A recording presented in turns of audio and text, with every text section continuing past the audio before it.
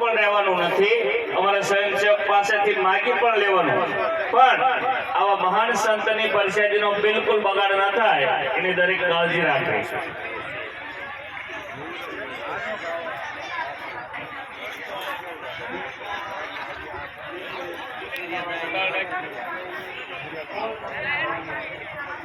આજે મુનિ આશ્રમ અડબતિયા તરફથી બાપાના આદેશ મુજબ જે આ વર્ષના સમૂહલગ્નનું આયોજન આપેલા હોય એમાં 10મા સમૂહલગ્નનું આયોજન આજે દિવાળી પછીના 10મા સમૂહલગ્નનું આયોજન આપણે ઊંડવી ગામને આંગણે નિહાળ્યા છીએ.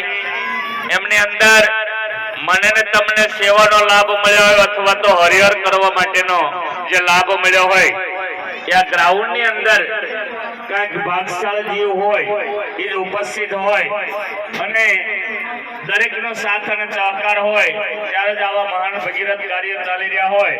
તો આજે ઊંડવી ગામના યુવાનોને આપણે સાથ અને સહકાર આપવો પડે.